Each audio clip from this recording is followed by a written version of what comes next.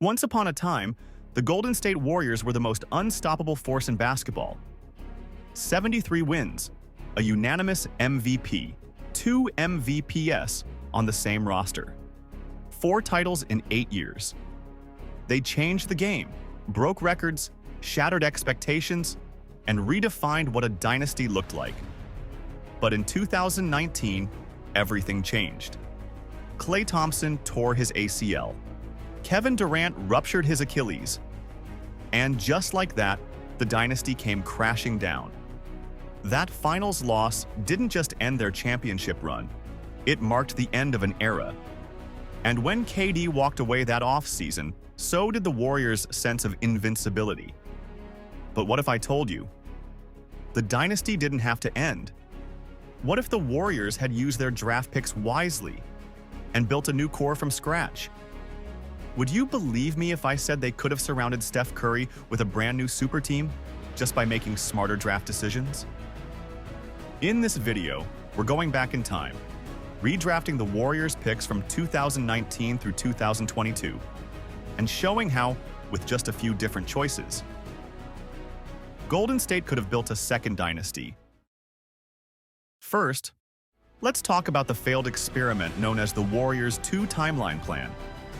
After losing Kevin Durant in 2019, the Warriors were stuck in a strange place, still armed with a championship core, but forced into a rebuild by injuries and roster decay. So instead of choosing a direction, they tried to do both. Win now and build for later. On one timeline, you had Steph Curry, Klay Thompson, and Draymond Green, the proven, battle-tested trio chasing more rings before time ran out. On the other, James Wiseman, Jonathan Kuminga, Moses Moody, Jordan Poole, raw prospects, all talented but unpolished, all needing reps, touches, and patience. And right away, the flaws became obvious. The veterans needed structure, the kids needed freedom. The vets needed results, the kids needed mistakes. Instead of harmony, there was tension. Instead of development, there was confusion. And by 2023, the entire experiment had imploded. Wiseman was traded, Poole was punched, then dumped. Kuminga and Moody became afterthoughts in the playoff rotation, and the team that once felt inevitable looked lost. They tried to build the future and the present at the same time. And in the end, they compromised both. But here's the thing.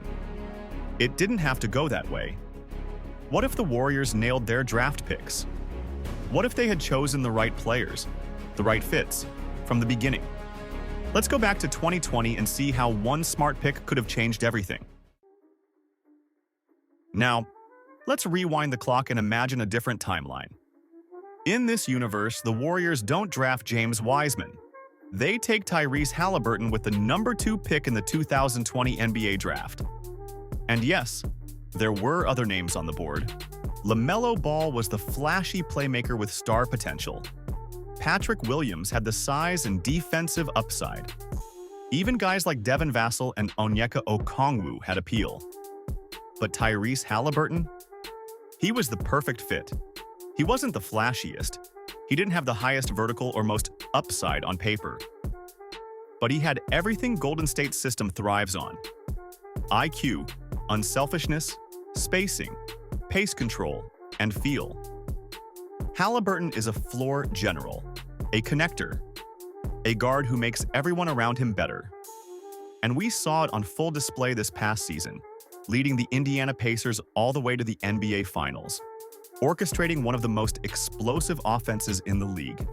Even after suffering an injury in the finals, Haliburton had already proven he was more than just stats. He was a winning player, a franchise centerpiece. Now imagine that player in Golden State. Picture a backcourt of Steph Curry and Haliburton, 2 of the smartest guards in the game, both elite shooters, both unselfish, both capable of playing on or off the ball. Haliburton could have run the second unit, let Steph rest more, and learned under the greatest shooter of all time without the pressure to carry. And as Steph ages out of his prime, Haliburton could have stepped in as the next floor general, a natural heir to the throne. This one pick could have extended the dynasty for another decade, but it didn't happen. Instead, they bet on raw talent and passed on the best fit they could have asked for. And while Halliburton was blossoming into a superstar, the Warriors were still searching for their next true point guard. But the Warriors didn't just have a lottery pick in 2020. They also held 2 second-round picks, number 48 and number 51. Now, most teams treat these as throwaways, long shots, G League stash picks at best. But in this alternate timeline, Golden State doesn't waste them. At pick number 48, they select Isaiah Joe. Joe was one of the best shooters in the draft. A quick-release sniper with deep range, elite off-ball movement, and underrated defensive effort. The Sixers didn't give him a real chance, but the Oklahoma City Thunder did. And look what happened. Joe became a key rotation piece, stretching defenses, flying around screens, and drilling clutch threes. This past season, he was a major contributor for the Thunder during their championship run. A second-round steal who became a difference-maker on the biggest stage. Now picture him on the Warriors, running with Steph, spacing the floor for Draymond, and giving Kerr exactly what he needs. A floor-spacing, movement shooter who doesn't need the ball to impact the game. But they don't stop there. With pick number 51, the Warriors take Sam Merrill, another elite shooter who was overlooked because of his age and athleticism. Merrill is one of the purest shooters in the league. He shot nearly 41% from 3 this past season, thrives off movement, and knows how to operate in a system. Between Merrill and Isaiah Joe, the Warriors would have added 2 low-maintenance, high-efficiency wings who could have filled the shooting gaps left by the declining Klay Thompson and inconsistent bench units. Even role players matter. And in this timeline, the Warriors don't swing and miss. They hit on every level. A star in Halliburton, role players in Joe and Merrill. Just like that. The foundation is forming. And now, it's time to build on it. Let's head to the 2021 draft, where Golden State had 2 more chances to get it right.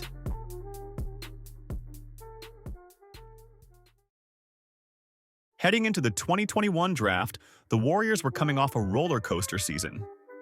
Stephen Curry had just put on a masterclass, leading the league in scoring, dragging a shorthanded roster into the play-in, only to fall short. But the silver lining. They held 2 lottery picks, number 7 and number 14, in what was being called one of the deepest draft classes of the decade. This was their chance to load up on young talent and take the pressure off Steph's shoulders. With pick number 7, they took Jonathan Kuminga, a 6'8" freak athlete with elite physical tools, sky-high upside, and flashes of two-way dominance. With pick number 14, they added Moses Moody, a 3-and-D wing with a mature game, calm demeanor, and the potential to be a long-term rotation piece. And to be fair, both players had their moments. Earlier this season, Kuminga put together stretches of explosive scoring and defensive versatility. Moody played a key role in multiple wins and looked like a future glue guy. But the cracks began to show, especially with Kuminga. Everyone knows what's been happening. Kuminga lost his role in the playoffs, benched in key moments, DNPS during elimination games. And ever since Jimmy Butler arrived, his spot in the rotation has evaporated completely. What once looked like a breakout season quickly turned into frustration, confusion, and silence from the coaching staff.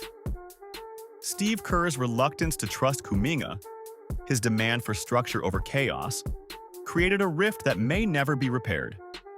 And now, the relationship seems broken. Kuminga, with all his potential, all his talent, might never reach his ceiling in Golden State. But what if all of this could have been avoided? What if the Warriors had chosen a player who fit the system from day one? A player who didn't need the ball, who played smart, unselfish basketball, who understood spacing, movement, and defensive rotations. If they had, maybe Kuminga could have gone to a team that believed in him fully. And the Warriors? They could have added a different kind of weapon. A player who might have quietly held the key to Dynasty 2.0, and his name was Franz Wagner. In this alternate timeline, the Warriors don't take Jonathan Kuminga at number 7. They take Franz Wagner, the player they've been searching for ever since Andre Iguodala's prime faded. Wagner would have given the Warriors exactly what they've always valued: a smart, unselfish, versatile point forward with size, feel, and defensive instincts. Standing 6 feet 10 inches with elite footwork and polished decision-making, Franz was never a flashy prospect, but he was a winning one. He defends multiple positions. He can guard wings, switch onto guards, and hold his own in the post. Offensively, he scores comfortably from all 3 levels, attacks closeouts, and makes the right read every time. He doesn't need the ball to be effective. But when you give it to him, he's a connector, a creator, and a problem. And when you pair him with Tyrese Haliburton, you've got a future duo built on IQ, chemistry, unselfishness, and versatility. 2 high-level decision-makers who can create for themselves, make plays for others, and control the pace of a game without ever hijacking the offense. And unlike Kuminga, Franz wouldn't have needed years of reps or a green light to be useful. He could have stepped into Golden State's rotation immediately, defending the opposing team's best wing, running bench units, and playing off Steph's gravity. Need proof of his ceiling? Just look at what he did this past season. Franz Wagner averaged 24 points, 6 rebounds, and 5 assists per game, emerging as one of the best young wings in the entire league. He's already established himself as a high-level two-way player, and he's only getting better.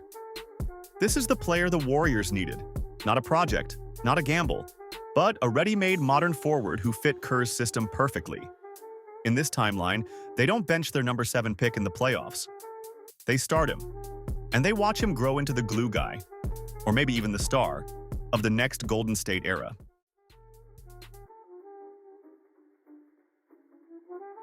So far, we've rebuilt the Warriors' future, piece by piece. Tyrese Haliburton at number 2, Franz Wagner at number 7. 2 high IQ stars who could have been the foundation of a new dynasty. But we're not done yet, because the Warriors still had one more lottery pick in 2021. And in this alternate timeline, they use it to solve a problem they've struggled with for years. In Part 2, we'll reveal the player who could have been Golden State's modern-day big, one of the final pieces of their reimagined core. A player they passed on, but shouldn't have, along with many others. Coming soon in the next video, we'll continue this process in rebuilding this team. See you next time, Dub Nation.